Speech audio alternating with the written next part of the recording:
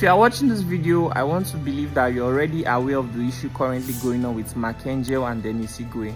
So yesterday evening, I started receiving notifications on my platform. People were commenting, "Lucky, I'm disappointed in you. You've lost your humanity. Lucky, I can't believe you knew about the situation." I kept quiet. At first, I was really confused where those comments were coming from until a friend of mine reached out to me and she told me my name was mentioned on Honest Bunch podcast, that she just finished watching it. So I had to go check it out myself. I discovered that Denilson Igwe mentioned that I was supposed to interview him, but unfortunately, after meeting with Denilson, I changed my mind. I understand how such statements will trigger a lot of people, especially those of you who believe in me, because I know a lot of people look up to me and a lot of people love and respect me, especially those of you that have been supporting me. So I think I owe it to you to explain what really happened. Apparently, it was not quite long ago that I knew about this issue, just about a few weeks ago, and I was the one that reached out to Denilson Igwe. I told him, I saw the short video you made that you wanted to talk about what really happened between you and Denilson. Would you like to share the story on my platform? Denilson Igwe said yes. I said, okay, where are you right now? He said he's in Port Harcourt. I said, oh, I'm in Abuja and I just left Port Harcourt.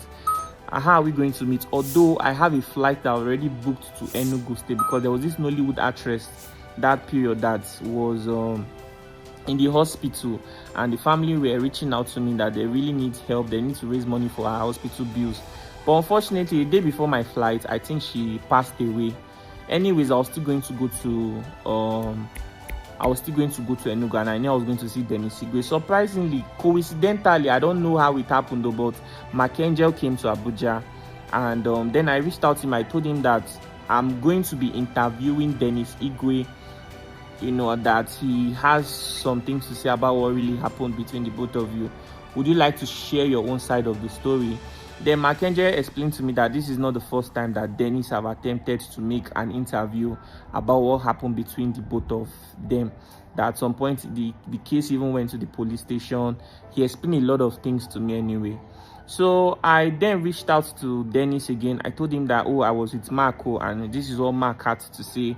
And Dennis started saying that, oh my goodness, that I had already met Mark, that he doesn't believe that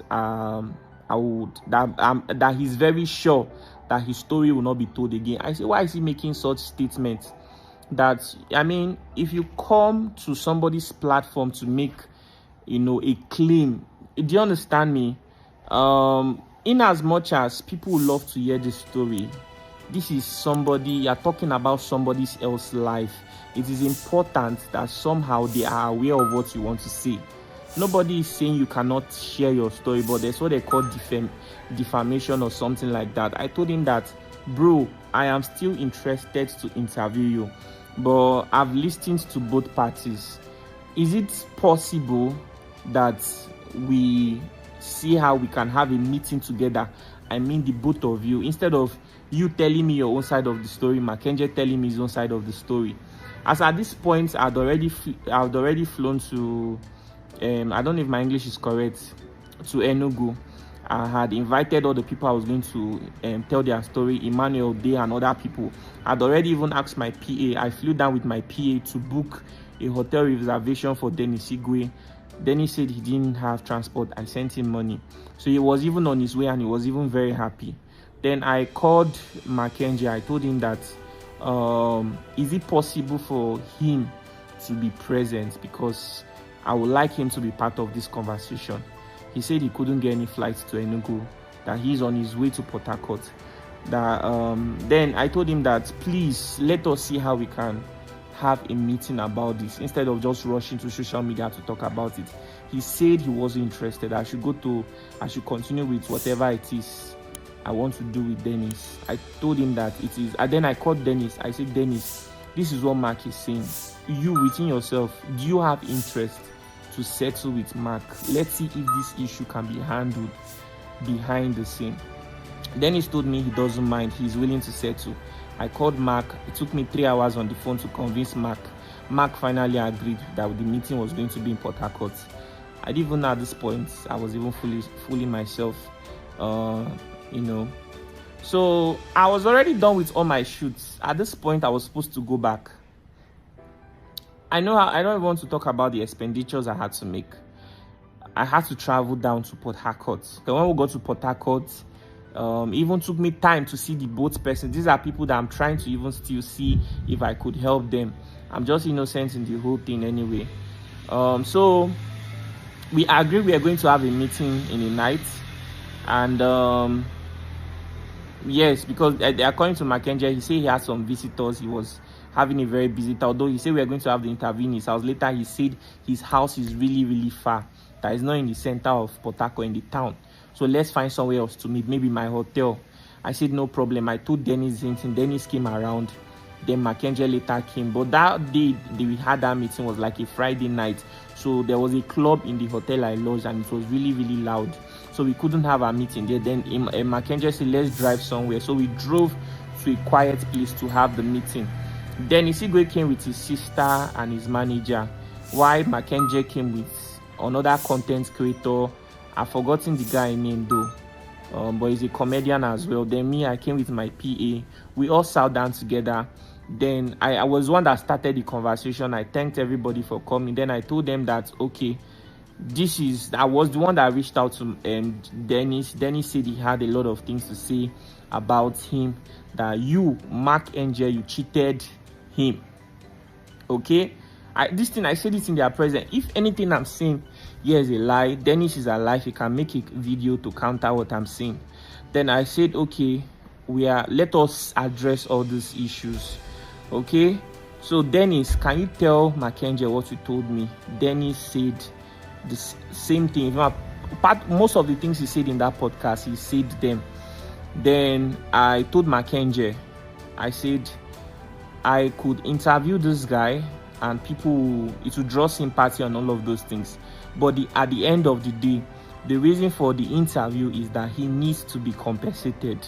Oh, I believe that we can have this compensation in this meeting. Okay, Mackenzie then told his own side of the story. I don't even want to talk about it, because if I dare mention all the things Mackenzie said, it will be as if I'm siding Mackenzie.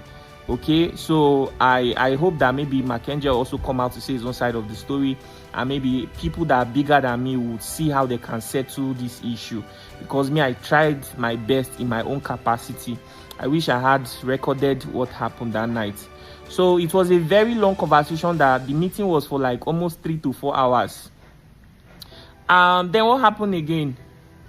At the end of the day, they had quarrel. They even quarreled in that very meeting. Mackenzie will say, I used to call you, but you won't pick my call. I'll ask you how life is. You tell me that life is good. Dennis, on the other hand, will say, when I called you for money, you told me you didn't have. They were having issues. So we tried our best to settle, to make the issue calm down. Then at the end of the day, I told Mark, you started life with this guy. So he used to wash your clothes before. You guys used to eat from the same plate. How does it feel that you are this successful and this guy is struggling with house rent and a lot of things?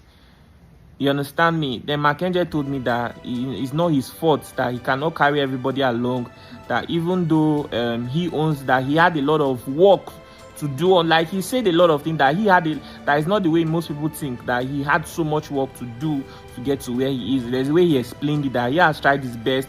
They took to court, he was compensated, this one, that one, and so many things. I say, okay, but right now, let's forget what has happened in the past. Can we settle this issue? Dennis is not living well. What can we do for this young man? So then the thing that Mackenzie told me, that he's willing to do anything for Dennis, but he cannot let Dennis come back as a shareholder of Mackenzie Comedy, because he has taken the brand really far already. You understand me? Then I say, Dennis, do you have a problem with that? Then Dennis, I don't know, I can't even remember what Dennis said, but okay, they gave him a blank check. What do you want? Then Dennis said that right now his rent have expired and he doesn't even have where he's staying, that he's living with his sister. Then I even asked the sister, can you confirm that what Dennis is saying is true? The sister said yes. And I said, this does not sound good at all. But then I asked him, how much is your rent? He mentioned the amount. And I was angry. I was like, bro, I did not call this meeting, spend money for flights, hotel and so many things just for you to come here to say that what you need is money for rent. Come on. For God's sake, you have 2 kids. You are a grown-up man, for God's sake. You need help that is even beyond that. You can't come here to be talking about rent. You understand? Even his manager also said the same thing, that they were not happy that he is mentioning rent, and there were so many other things in it. Then I mentioned from my perspective as a creator, because even before that meeting there were some things I was telling him. I will probably talk about in the ending of this video. This guy, you see, for you to survive as a creator right now, you need to invest in making sure that there's quality in what you are doing. And before now, I've already even told him that apart from making an interview with you, I personally want to see you succeed. If Port Harcourt is not favorable to you, bro, you can come to Abuja and I can support you to have a life started here. I have equipment, you could use mine. Do you understand me? Work on your scripts. For anybody to pay attention to you, you have to be valuable. I told him, even if I do an interview for you, people will feel for you, probably your views will go up for maybe 1 week. But after then, if what you are creating is not valuable enough, nobody, I'm telling you, nobody on this earth will carry your matter on their head. People will feel pity for you, but genuinely, I really want to see you succeed. So let's see how we can achieve something reasonable, okay?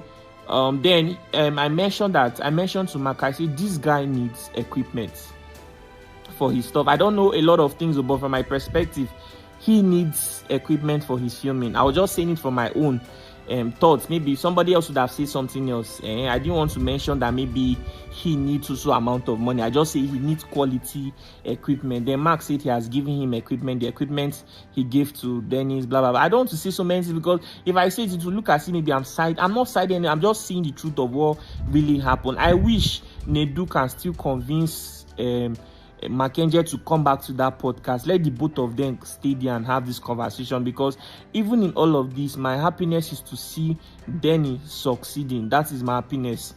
So I told him, bro, we need to support this guy with some equipment. We need to help him. Even then, I you know, by the end of the day, I don't even know how the matter went. So of them started arguing.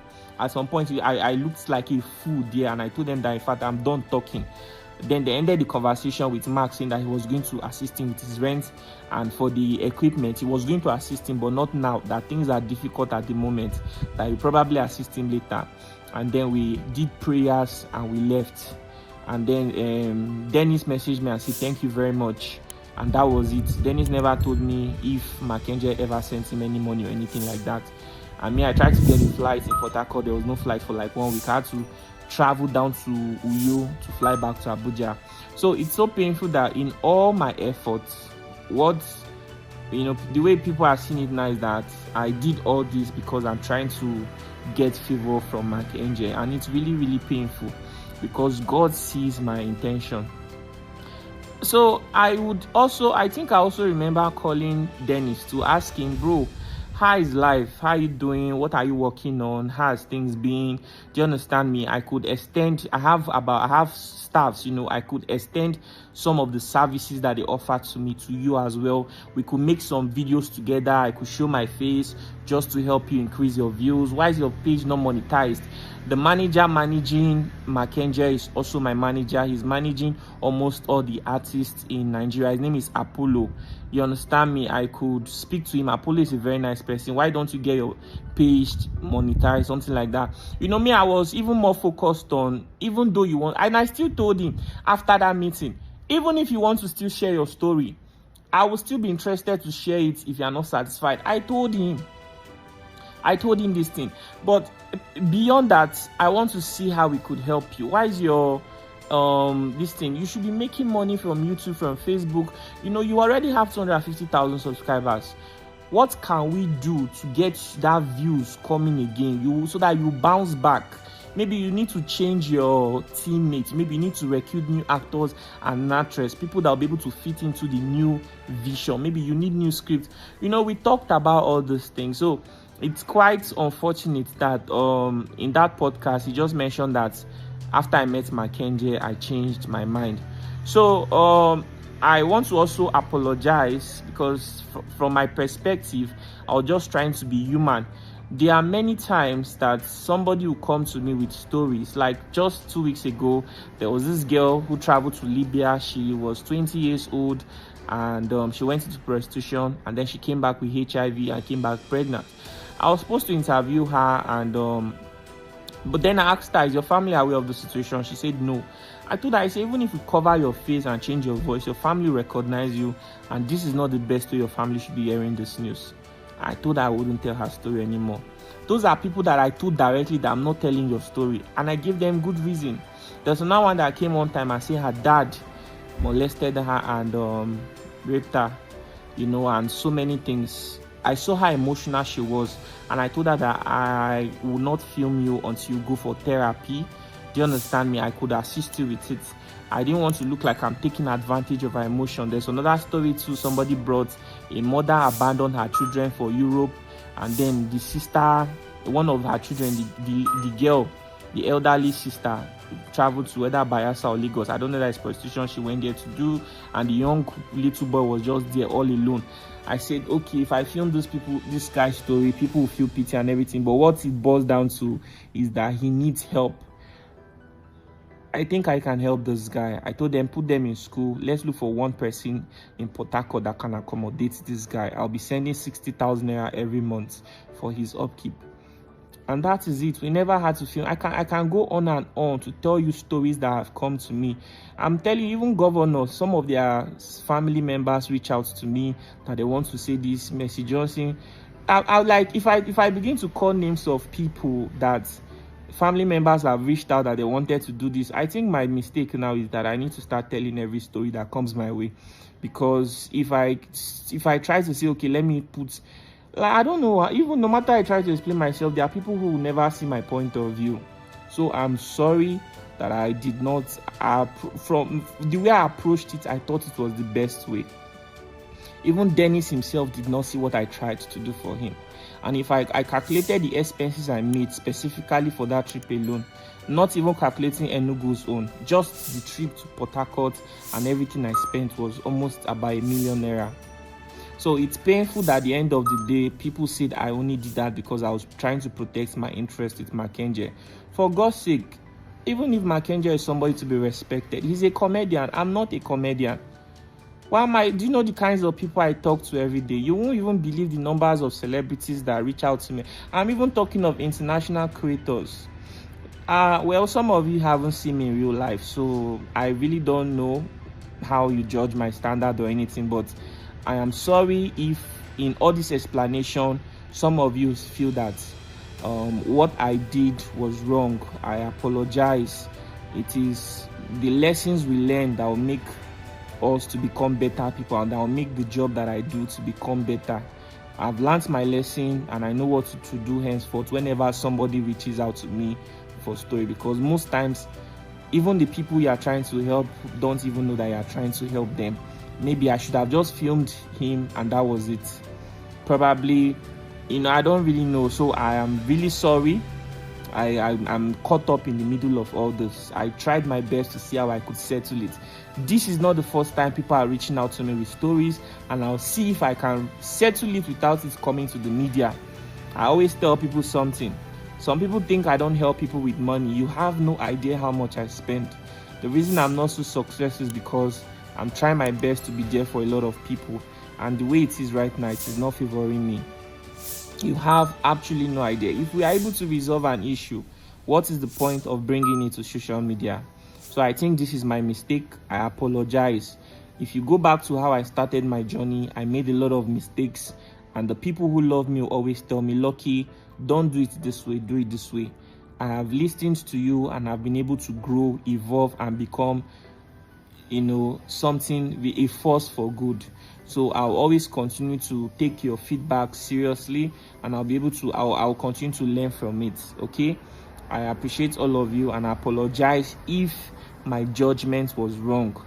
I remember telling Dennis, if you still want to tell your story, I will tell it, but I'm just trying to see how you on the other hand. He never see the whole in fact, I'm so sorry. The negativity this thing is drawing, I'm seeing all the comments. I don't know, I think this happens to people that are chosen. The chosen ones, they're always the ones that are always misunderstood. No matter the decision they make, nobody in this world except God, people judge you by your action, not by your intention. I really wish you guys, I don't know, and even after that meeting, we are supposed to post those pictures, but Mackenzie said we shouldn't post it, and I didn't know why he said we shouldn't post it.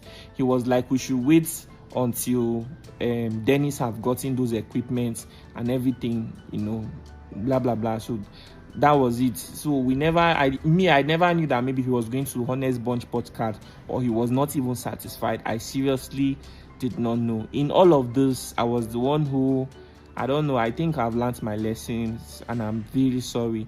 So this video is not for everybody. It is only for people who truly love me, those that have been supporting me, and those that intentionally want to hear what really happened. So I'm so sorry that I've been misunderstood, misrepresented, and I just fooled myself, and maybe I should have just interviewed him, and all this would have been not existing. I'm so sorry once more.